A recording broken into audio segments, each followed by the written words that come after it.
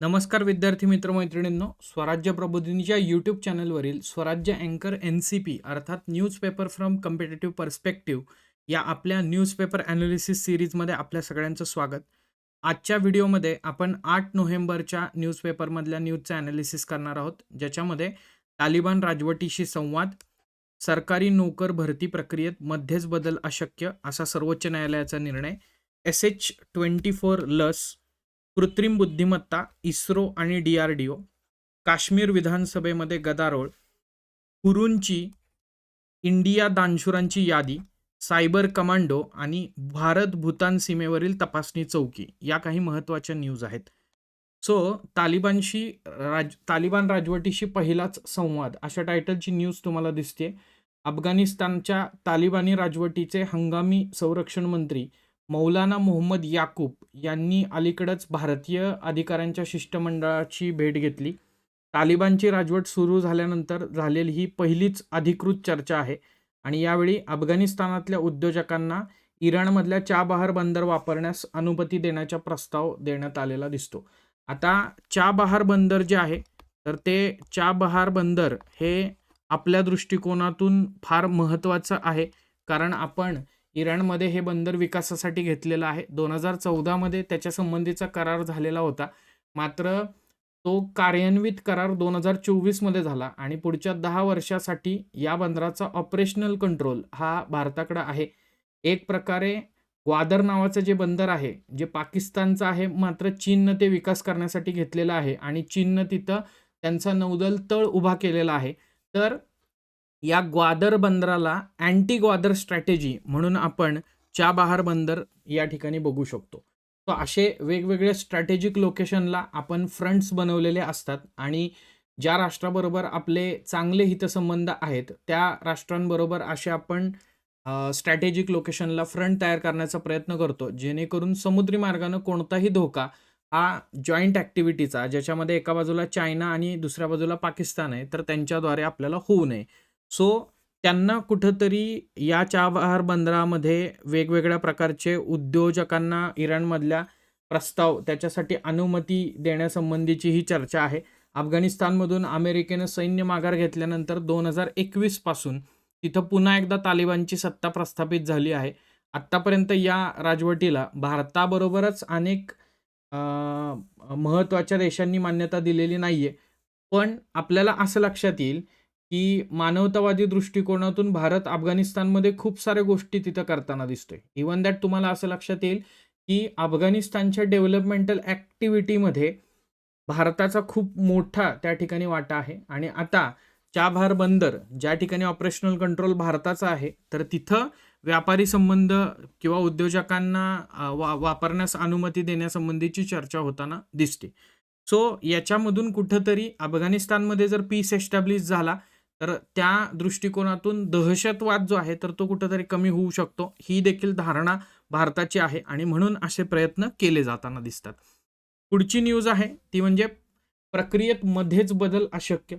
बऱ्याचदा एखादी जाहिरात काढली जाते आणि त्याच्यानंतर त्याची भरती प्रक्रिया सुरू होते, मात्र भरती प्रक्रिया सुरू झाल्यानंतर बऱ्याचदा कुठल्याही या भरती प्रक्रियेमध्ये बदल केले जातात आणि असे बदल कदाचित परीक्षा देणाऱ्या परीक्षार्थींना जाचक ठरू शकतात किंवा त्यांची संधीची समानता ही नाकारू शकतात आणि याच दृष्टिकोनातून सरकारी नोकर भरतीच्या प्रक्रियेमध्ये तरतूद नसेल तर नियम मध्येच बदलता येणार नाहीत, असा निर्वाळा सर्वोच्च न्यायालयानं एका महत्त्वपूर्ण निकालामध्ये दिलेला आहे.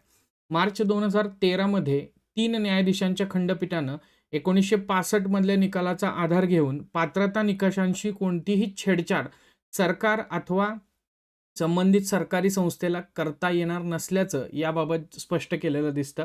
न्यायालयानं निकालात म्हटलेलं आहे की भरती प्रक्रियेला जाहिरात देण्यापासून सुरुवात होते, म्हणजे जेव्हा ॲडव्हर्टाइजमेंट पब्लिश होते तेव्हाच भरती प्रक्रियेला सुरुवात झालेली असते. असं नाही की प्रिलिमिनरी एक्झाम झाली किंवा मेन्स एक्झाम झाली किंवा फायनल इंटरव्ह्यू झाला म्हणजेच भरती प्रक्रियेला सुरुवात झालेली आहे. ज्या दिवशी जाहिरात येते त्या दिवशी भरती प्रक्रियेला सुरुवात होते, त्याद्वारेच अर्ज मागवले जातात. रिक्त जागांवर उमेदवाराची भरती करून ही प्रक्रिया फायनली पूर्ण होताना दिसते. भरती प्रक्रियेच्या सुरुवातीला जे पात्रता निकष जाहीर केलेले असतील तेच पात्रता निकष हे शेवटपर्यंत लागू असतील, मध्येच भरती प्रक्रियेमध्ये त्यामध्ये बदल करता येणार नाहीत, असं या निकालाच्या अनुषंगानं सर्वोच्च न्यायालयानं स्पष्ट केलेलं दिसतं. एखाद्या नियमानुसार तशी परवानगी असेल किंवा जाहिरातीमध्ये नियमानुसार सर्व काही असेल आणि त्यातून परवानगी दिली गेली असेल तरच निकष बदलता येतील, असं देखील न्यायालयानं नमूद केलेलं आहे. विद्यमान नियमांच्या आधारे अथवा जाहिरातीतून असे पात्रता निकष बदलास परवानगी दिली गेली तर घटनेतील कलम 14 ची समानतेचा हक्क त्याची पूर्तता त्यातून होणं गरजेचं आहे, असं देखील या ठिकाणी महत्त्वपूर्ण मत न्यायालयानं नोंदवलेलं दिसतं आणि याची पुरेपूर खबरदारी घेतली असेल असेही निर्णयात या ठिकाणी म्हटलेलं आहे. थोडक्यात बघा, कालच्या न्यूज ॲनालिसिसमध्ये आपण बघितलं की तिथं आर्टिकल 39B आणि 31C याची चर्चा झालेली होती मालमत्तेच्या हक्कासंबंधीची आणि आज आपण कलम 14 वरती चर्चा करतोय. त्याच्या आधी आपण 341 आणि 342 SC STच्या उपवर्गीकरणाबाबत त्या मुद्द्यावरती चर्चा केलेली होती. केस लॉज असतात किंवा सर्वोच्च न्यायालयाचे जे निर्णय असतात या निर्णयावरती प्रश्न नाही येणार, पण या निर्णयाच्या अनुषंगानं पॉलिटीमध्ये जो मुद्दा चर्चेत आलेला आहे त्याच्यावरती डेफिनेटली आपल्याला प्रश्न येणार आहे. सो निर्णय इन शॉर्ट काय आहे, तर भरती प्रक्रियेत नियमांचं पालन करणं प्रक्रिया राबवणाऱ्यांसाठी बंधनकारक आहे. निवड यादीमधील निवड नियुक्तीचा हक्क प्रदान करत नाही. हे तर आपल्या कुठल्याही भरती प्रक्रियेच्या एकंदरीतच इन्फॉर्मेशन ब्रॉशरमध्ये पण त्या ठिकाणी लिहिलेलं असतं. संबंधित जागा रिक्त ठेवण्याचा निर्णय राज्य किंवा संस्था घेऊ शकते. मात्र जागा रिक्त असतील तर राज्य किंवा संबंधित संस्था निवड यादीतील उमेदवाराला एकतर्फी नियुक्ती नाकारू शकत नाही, हे देखील या निर्णयात नमूद केलेलं दिसतं. त्याच्यानंतर एक न्यूज होती, वाढत्या इन्फ्लुएन्झापासून बचावासाठी SH24 लस घ्या. मग इथं आरोग्य घडामोडीच्या अनुषंगानं SH24 लस नेमकी काय आहे आणि ती कशावरती आहे याच्यावरती प्रश्न विचारला जाऊ शकतो. हिवाळ्यामध्ये इन्फ्लुएन्झाच्या रुग्णसंख्येत होणारी जी वाढ आहे तर ती लक्षात घेऊन आरोग्य मंत्रालयानं नागरिकांना सदर्न हेमिस्फियर क्वाड्रिव्हॅलंट 2024 अर्थात SH24 ही लस देण्याचे निर्देश दिलेले आहेत. सो सदर्न हेमिस्फियर क्वाड्रिव्हॅलंट 2024 हे नाव लक्षात ठेवा. ही इन्फ्लुएन्झाशी संबंधित लस आहे. ही लस 4 प्रकारच्या इन्फ्लुएन्झापासून संरक्षण करते आणि त्यामुळं त्याचा वापर किंवा ती लस घेण्याचे निर्देश देण्यात आलेले आहेत. भारतात ऑगस्टपर्यंत 15,000 जणांना इन्फ्लुएन्झाची लागण झालेली होती आणि यात जवळपास 239 जणांचा मृत्यू झाला. हिवाळ्यामध्ये इन्फ्लुएन्झाचं प्रमाण अजून वाढतं, त्यामुळं खबरदारी म्हणून ही लस देण्याचे निर्देश दिलेले दिसतात. साधारणपणे इन्फ्लुएन्झाचा सर्वाधिक त्रास हा 65 वर्षे आणि त्यावरील नागरिकांना होतो आणि मग त्यांची इम्युनिटी सिस्टीम जी आहे तर ती अजून थोडीशी वीक असते, म्हणून ही खबरदारी घेतली जाते. हिवाळ्यामध्ये इन्फ्लुएन्झासाठी पोषक वातावरण आहे आणि त्याचा प्रसार पण तुलनेने जास्त होतो, त्यामुळे त्याला आळा घालण्यासाठी WHOनं ही लस घेण्याची शिफारस केलेली आहे. आता WHO रेकमेंडेड आहे आणि त्याचबरोबर आरोग्य मंत्रालयानं सांगितलेली आहे, म्हणजे ऑथेंटिसिटी याची वाढते आणि ऑथेंटिसिटी वाढल्यानंतर क्वेश्चन विचारला जाण्याची प्रोबॅबिलिटी जी आहे तर ती पण वाढताना दिसते. लस कधी घ्यावी याच्याबद्दल त्यांनी सांगितलंय की इन्फ्लुएन्झा हा संसर्गजन्य आजार असल्यानं उत्तर गोलार्धातील नागरिकांना फेब्रुवारीमध्ये आणि दक्षिण गोलार्धातील नागरिकांना सप्टेंबरमध्ये लस देण्यात येणार असल्याचं सांगण्यात आलेलं आहे. भारतामध्ये या लसीची किंमत नियंत्रित नसल्याने प्रतिडोस 1800 ते 2000 रुपये नागरिकांना मोजावे लागणार आहेत. आता इथं उत्तर गोलार्धात कधी लस घ्यायची, दक्षिण गोलार्धात कधी लस घ्यायची, इथं मजेशीर गोष्ट अशी आहे की हे ऋतुमानानुसार ठरतंय आणि इथं कुठंतरी जॉग्राफीचा पण कॉन्टेक्स्ट आपल्याला लक्षात घ्यावा लागतोय. यामुळं एक लक्षात घ्या, शिकताना तुम्ही जरी विषय वेगवेगळे शिकत असला तरी एका लेवलनंतर हे सगळं इंटरडिसिप्लिनरी होतं आणि तशाच पद्धतीनं तुम्ही ते शिकणं गरजेचं आहे आणि करंट अफेअरचं ॲनालिसिस करत असताना पण या गोष्टी लक्षात घेणं महत्त्वाचं आहे. वळूयात पुढच्या मुद्द्याकडे. अगेन डिस्क्रिप्टिव्हच्या दृष्टिकोनातून जनरल स्टडीज पेपर 3च्या दृष्टीनं अत्यंत महत्त्वाचा असलेला मुद्दा कृत्रिम बुद्धिमत्ता. कुतूहल नावाचं सदर आहे ज्याच्यामध्ये सायन्स, एन्व्हायरमेंट आणि जॉग्राफी रिलेटेड वेगवेगळे आर्टिकल्स लोकसत्तामध्ये येत असतात आणि याच्यामध्ये सध्या कृत्रिम बुद्धिमत्तेवरची सिरीज चालू आहे. याच्या आधी कृत्रिम बुद्धिमत्ता आणि नैतिकता, कृत्रिम बुद्धिमत्ता आणि पर्यावरण याच्यावरती चर्चा केली. आता इथं AI अँड स्पेस टेक्नॉलॉजी आणि दुसरा महत्त्वाचा मुद्दा म्हणजे AI अँड डिफेन्स टेक्नॉलॉजी.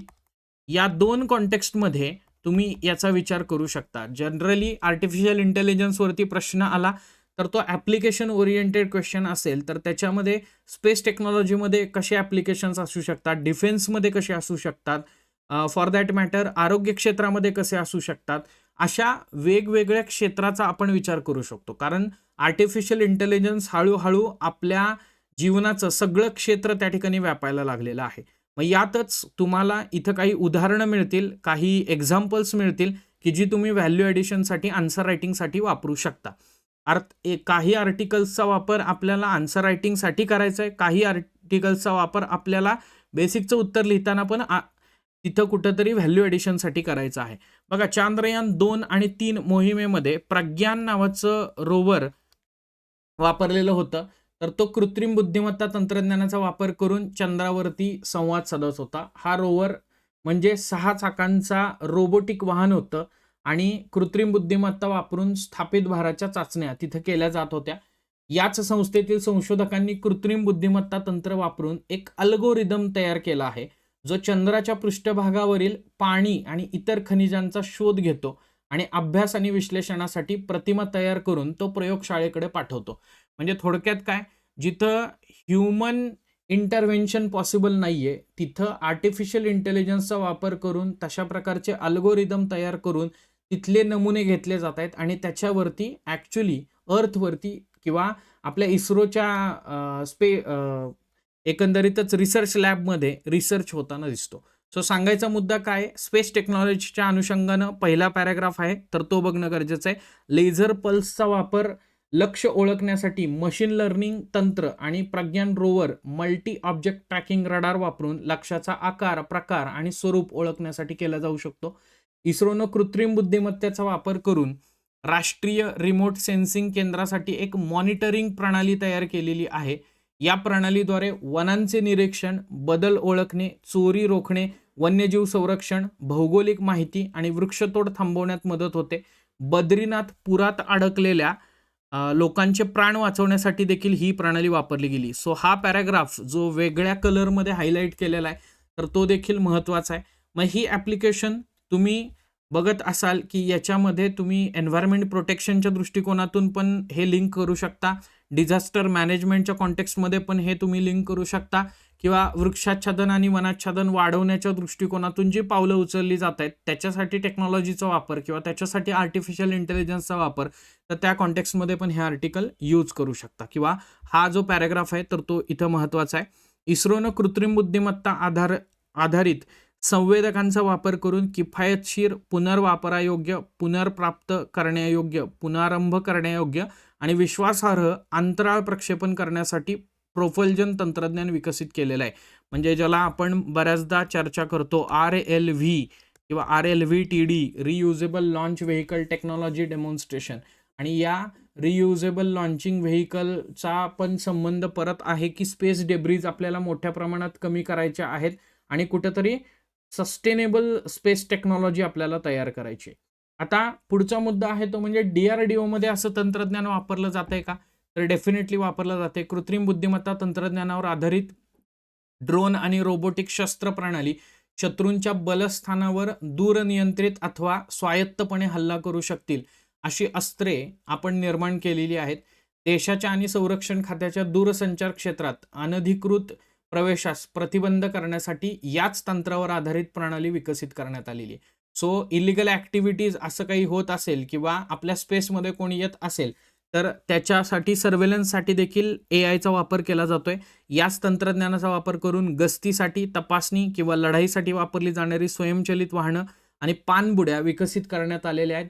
यंत्र शिक्षण प्रणालीच्या साहाय्यानं शत्रू प्रदेशातील टेहाळणीसाठी लागणारी चालकविरहित विमाने म्हणजे ज्याला आपण UAV म्हणतो, अनमॅन्ड एअर व्हेकल्स, तर ती देखील तयार करण्यात आलेली आहे. ती शत्रूंच्या हालचालींवरती लक्ष ठेवतात. म्हणजे ज्या ठिकाणी फिजिकली जाऊन पॅट्रोलिंग शक्य नाहीये, गस्त घालणं शक्य नाहीये, सर्व्हेलन्स शक्य नाहीये, त्या ठिकाणी व्हर्च्युअली म्हणजेच आभासी पद्धतीनं ही गस्त जी आहे तर ती घातली जाऊ शकते. खास करून एस्पेशली सियाचीन ग्लेशियर सारखा रिजन किंवा हिमालयासारखा दुर्गम रिजन लक्षात घ्या, जिथं आपल्याला एका बाजूला पाकिस्तान आहे किंवा दुसऱ्या बाजूला चायना आहे. तर इथं मोठ्या प्रमाणामध्ये सर्व्हेलन्सची गरज आहे आणि बर्फाच्छादित प्रदेशामध्ये सर्व्हेलन्स करण्यासाठी यांचा नक्कीच वापर केला जाऊ शकतो.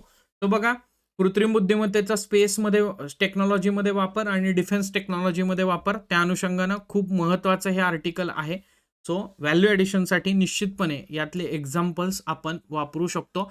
आन्सर रायटिंगमध्ये याचा वापर करून बघा, त्याच्याशिवाय तुम्हाला लक्षात येणार नाही की कशा पद्धतीनं तुमच्या आन्सरची क्वालिटी एन्हान्समेंट ह्या अशा प्रकारच्या इनपुटमुळे होते आणि हे आपल्याला सातत्यानं करंट अफेअर्सच्या ट्रॅकिंगच्या माध्यमातून करायचं आहे. पुढचा मुद्दा आहे की जो गेल्या 2 दिवसापासून चालू आहे, काश्मीरच्या राजकारणाचा बदलता दर्जा असा अन्वयार्थ आलेला आहे. बेसिकली इथं बॅकग्राऊंड सगळ्यांना तुम्हाला माहितीच आहे की काश्मीरच्या विधानसभेचं अधिवेशन चालू झालं आणि त्या अधिवेशनामध्ये पहिल्यांदाच पुन्हा एकदा 370 आणि 35A हे पुनर्स्थापित करावं या दृष्टिकोनातून एक ठराव मांडण्यात आला आणि अर्थातच हा अधिकार जम्मू काश्मीरच्या विधानसभेला जरी नसला तरी देखील केंद्रानं याविषयी बोलणी करावीत असं या ठिकाणी मागणी केलेली दिसते. आणि मग त्या ठरावाच्या दरम्यान गदारोळ झाला. विरोधी पक्ष असलेल्या भारतीय जनता पक्षानं हा जो ठराव आहे याच्या प्रती फाडून टाकल्या. सत्ताधारी पक्षानं आवाजी मतदानानं हा ठराव मंजूर केला आणि मग त्याच्यानंतर काही जम्मू काश्मीरमधल्या आमदारांचं निलंबन देखील झालेलं दिसतं. सो हा ठराव जो मांडला गेला तर त्याच्यामध्ये नॅशनल कॉन्फरन्सचं असं म्हणणं आहे की आम्ही आमच्या वचननाम्यामध्ये मतदारांना सांगितलेलं होतं आणि त्याप्रमाणे आम्ही पहिलं पाऊल याच्यासाठी उचललेलं आहे. जम्मू काश्मीरची संस्कृती, तिथले लोक, तिथली अस्मिता आणि त्यांचा हक्क यांबाबत राज्यघटनेनं दिलेली हमी म्हणून ते कलम 370 कडं किंवा 35A कडं बघतात. या दर्जाच्या फेरस्थापनेसाठी भारत सरकारनं जम्मू काश्मीरच्या लोकनियुक्त प्रतिनिधींशी संवाद करावा अशी या सभागृहाची मागणी आहे, असं देखील या ठरावात आहे. आणि जम्मू काश्मीरमधील लोकांच्या न्याय्य आकांक्षा तसंच राष्ट्रीय एकता यांचा मेळ घालणारी ही पुनर्स्थापना असावी यावर देखील हे सभागृह भर देताना दिसते. एकंदरीतच आपल्याला असं लक्षात येईल की ज्या काही घडामोडी 2019 मध्ये झालेल्या होत्या तर तिथं जम्मू काश्मीरमध्ये विधानसभा अस्तित्वात नव्हती आणि आपल्या भारतीय राज्यघटनेमध्ये असं होतं की कलम 370 जर रद्दबातल करायचा असेल तर तसा अधिकार हा जम्मू काश्मीरच्या कॉन्स्टिट्युएंट असेंब्लीला आहे, जी तेव्हा फॉर्म झालेली होती. मात्र कॉन्स्टिट्युएंट असेंब्ली अस्तित्वात नाही म्हणून तो अधिकार कुणाला तर जम्मू काश्मीरच्या विधानसभेला. मात्र विधानसभा देखील तिथं अस्तित्वात नव्हती कारण त्या ठिकाणी राष्ट्रपती राजवट किंवा त्याच्या आधी राज्यपाल राजवट लागू करण्यात आलेली होती. कारण कलम 370 नुसार ही तरतूद होती की जम्मू काश्मीरमध्ये डिरेक्टली राष्ट्रपती राजवट लागू होणार नाही, त्याच्या आधी राज्यपाल राजवट त्या ठिकाणी लागू होईल आणि मग म्हणून सेंट्रल गव्हर्नमेंटकडं हा अधिकार गेला आणि आता तीच नवनिर्वाचित लोकनियुक्त विधानसभा आता पुनर्स्थापित 370 कलम करण्याविषयी या ठिकाणी मागणी करताना दिसते. सो एकंदरीतच याच्यामुळं आता हा डिबेट त्या ठिकाणी कंटिन्यू राहणार आहे. येणाऱ्या कालावधीमध्ये आपण याचे अपडेट्स त्या ठिकाणी घेत राहूयात आणि याच्यातून जे काही पॉलिटीचे मुद्दे आहेत तर ते समजून घेण्याचा प्रयत्न करूयात. शिव नाडर देशातील सर्वात दानशूर उद्योगपती, वर्षभरात 2153 कोटींचे दातृत्व. सो फक्त कुणीतरी दान केलंय म्हणून ही न्यूज फोकस करायची आहे का तर नाही मित्रांनो. एडलागिव हुरुन इंडिया दानशूरांची यादी. आता हुरुन ग्लोबल रिच लिस्ट ही बऱ्याच वेळा तुम्ही चर्चा केलेली असेल किंवा बऱ्याच वेळा अभ्यासलेली असेल की ज्याच्यामध्ये richest people in the world, richest people in India यांची यादी त्या ठिकाणी डिक्लेअर केली जाते. तशाच पद्धतीनं हुरुन इंडिया दानशूरांची यादी प्रकाशित करण्यात आलेली आहे, ज्याच्यामध्ये HCL टेक्नॉलॉजीचे संस्थापक शिव नाडर हे पुन्हा एकदा देशातले सर्वात दानशूर व्यक्ती ठरलेले आहेत. गेल्या आर्थिक वर्षामध्ये त्यांनी 2153 कोटी रुपयांचं दान केलेलं आहे आणि वार्षिक तुलनेमध्ये या रकमेत 5% वाढ झालेली दिसते. त्याच्यानंतर तुम्हाला लक्षात येईल की देशातील सर्वात श्रीमंत व्यक्ती गौतम अदानी यांनी 330 कोटी रुपयांचं दान केलेलं आहे. तर देशातील दुसऱ्या क्रमांकाचे श्रीमंत व्यक्ती मुकेश अंबानी यांनी 407 कोटी रुपयांचं दान केलेलं आहे. ते दुसऱ्या स्थानी आहेत. अदानी हे 5व्या स्थानावरती त्या ठिकाणी आहेत. बजाज कुटुंबीय या यादीमध्ये 3ऱ्या स्थानावरती आहेत. 334 कोटी रुपयांच्या दातृत्वासह कुमार मंगलम बिर्ला हे 4थ्या स्थानी आहेत. महिलांमध्ये जर विचार केला तर रोहिणी निलेकेणी या प्रथम स्थानी असून त्यांनी 154 कोटी रुपये दान त्या ठिकाणी केलेले आहेत. कधी-कधी असे प्रश्न पहिल्या स्थानी कोण आहे, दुसऱ्या स्थानी कोण आहे असे विचारले जाऊ शकतात. म्हणून फक्त हे लक्षात ठेवण्याचा प्रयत्न करा. नेक्स्ट मुद्दा आहे सायबर कमांडो रोखणार सायबर हल्ले. तो हा मुद्दा इंटरनल सिक्युरिटी GS पेपर 3च्या दृष्टिकोनातून पण महत्त्वाचा आहे. आणि दुसरा महत्त्वाचा मुद्दा म्हणजे हा मुद्दा सायन्स अँड टेकच्या दृष्टिकोनातून सायबर रिलेटेड इश्यूज आहेत तर त्या दृष्टिकोनातून पण महत्त्वाचा आहे. पुण्यामध्ये खडकवासल्याजवळ defence institute of advance technology आहे आणि या इन्स्टिट्यूटमध्ये सायबर कमांडोसाठी प्रशिक्षण अभ्यासक्रमाच्या पहिल्या तुकडीचं उद्घाटन करण्यात आलं. सायबर हल्ल्यांच्या पार्श्वभूमीवर असे हल्ले रोखणारं आणि भक्कम सुरक्षा प्रणाली विकसित करणारं मनुष्यबळ निर्माण करण्यासाठीचा हा अभ्यासक्रम आहे. सो सर्वात महत्त्वाचा प्रॉब्लेम आपल्याला गव्हर्नमेंट एजन्सीमध्ये जे वेगवेगळे अधिकारी कर्मचारी काम करतायत तर त्यांच्या बाबतीत दिसतो तो म्हणजे कपॅसिटी बिल्डिंग. बऱ्याचदा असं होतं की तंत्रज्ञान कुठंतरी पुढं गेलेलं असतं आणि ते तंत्रज्ञान अवगत नसल्यामुळं आपली प्रशासन व्यवस्था कमी पडते. तो हे कुठंतरी लॅक ऑफ कपॅसिटी बिल्डिंगचा जो इश्यू आहे तर तो रिझॉल्व्ह करण्याच्या दृष्टिकोनातून हा अभ्यासक्रम तयार करण्यात आलेला आहे. केंद्रीय गृह मंत्रालयाच्या Indian cyber crime coordination centre I4C धोरणांशी सुसंगत अशा स्वरूपाचा हा अभ्यासक्रम आहे. सायबर हल्ले जे वाढत आहेत तर त्याच्यावरती सायबर कमांडोचा विशेष विभाग कार्यान्वित करावा अशी सूचना केंद्रीय गृह मंत्रालयानं दिलेली होती आणि त्या सूचनेचं अनुकरण करत हा 6 महिन्यांचा अभ्यासक्रम तयार करण्यात आलेला आहे. याच्यामध्ये वेगवेगळ्या केंद्रीय आणि राज्य पोलीस दलातील अधिकारी या प्रशिक्षणामध्ये सहभागी झालेले आहेत. त्यांना सायबर सिक्युरिटी संदर्भात प्रात्यक्षिकांसह प्रशिक्षण प्रदान केलं जात आहे आणि हे फार महत्त्वाचं आहे. प्रात्यक्षिकासह जर प्रशिक्षण प्रदान केलं नाही तर नेमकं या सगळ्या मुद्द्याला टॅकल कसं करायचं याचं नुसतं नॉलेज असून उपयोग नाही तर त्याच्याविषयीची केस स्टडी किंवा त्याच्याविषयीचं एखादं प्रात्यक्षिक हे पण गरजेचं आहे. टप्प्याटप्प्यानं देशभरामध्ये 9 संस्थांमध्ये एकाच वेळी हा अभ्यासक्रम शिकवण्यात येणार आहे. तो सायबर टेररिझम असेल, सायबर सिक्युरिटी असेल किंवा सायबर रिलेटेड इश्यूज असतील तर त्याच्यासाठी ही गोष्ट महत्त्वाची आहे.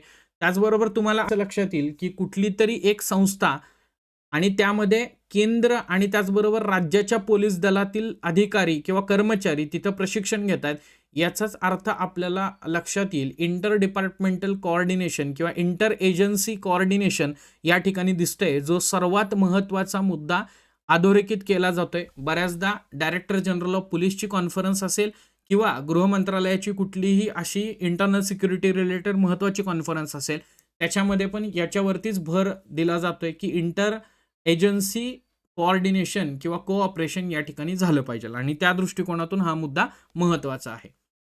त्याच्यानंतर पुढची न्यूज आहे भारत भूतान सीमेवर तपासणी चौकी.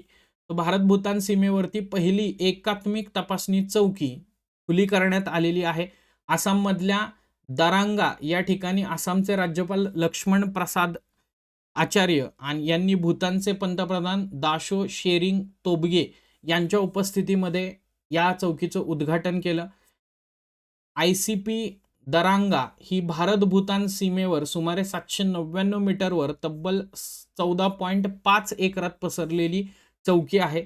लँड पोर्ट्स अथॉरिटी ऑफ इंडियानं IPC विकसित केली आहे.